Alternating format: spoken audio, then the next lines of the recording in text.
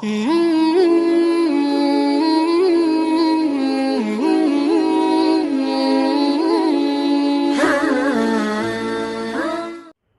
اللہ الرحمن الرحیم۔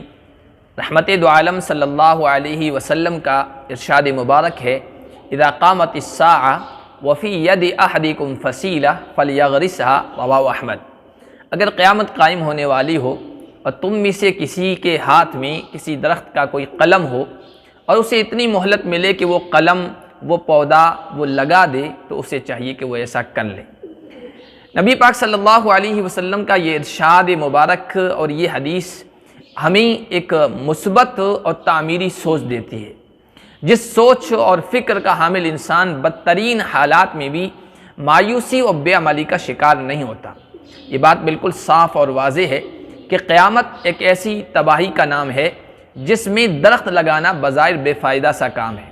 اس لیے کہ درخت لگانے کا عمل ایک ایسا عمل ہے جس سے فائدہ اٹھانے کے لیے، جس کی نفع بخشی کے لیے برسوں چاہیے، اور قیامت کا زلزلہ ایسا ہے کہ لمحے بھر میں سب چیزوں کو تباہ و برباد کر دے گا۔ مگر یہ روایت ہمیں بتاتی ہے، درس دیتی ہے اور ایک پیغام دیتی ہے کہ انسان کو مثبت ذہنیت کے ساتھ، پازیٹیو فکر کے ساتھ اپنا کام کرتے رہنا چاہیے، اگرچہ اسے یقین ہو کہ اس کے کسی عمل کا نتیجہ اور رزلٹ نہیں نکلنے والا۔ اس کی وجہ اور اس کا کارن اور سبب یہ ہے کہ ایک مومن بندہ آخرت کے اجر کے لیے کام کرتا ہے، اور اس کا یہ اجر و ثواب اس کی نیت اور اس کی ارادے سے وابستہ اور جڑا ہوا ہے۔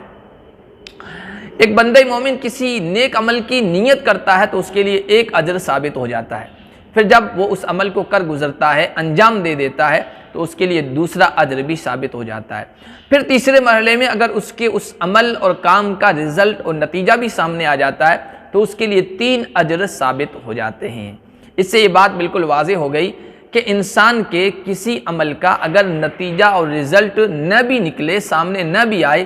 تب بھی انسان کو 3 میں سے 2 اجر تو مل جاتے ہیں، صرف 1 اجر سے وہ محروم رہتا ہے۔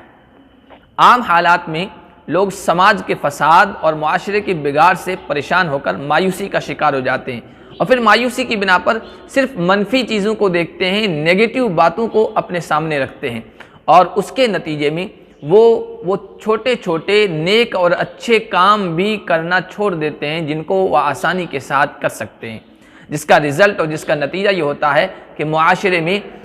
خیر اور اچھائی کم ہونا شروع ہو جاتی ہے اور فساد اور بگاڑ بڑھنا شروع ہو جاتا ہے۔ اگر کوئی انسان حالات سے اور معاشرے کی خرابی سے بے پرواہ ہو کر، مایوسی کا شکار نہ ہو کر اپنے حصے کا اچھا کام کرتا رہے، تو پھر اس کا نتیجہ یہ نکلے گا کہ آہستہ آہستہ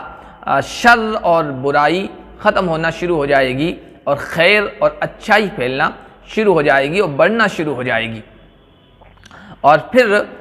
ایک ایسا ماحول بن جائے گا جس میں برائیاں کم ہوں گی اور اچھائیاں زیادہ ہوگی۔ ہر انسان اپنے حصے کا درخت لگاتا رہے تو کچھ عرصے کے بعد ایک چمنستان وجود میں آ جائے۔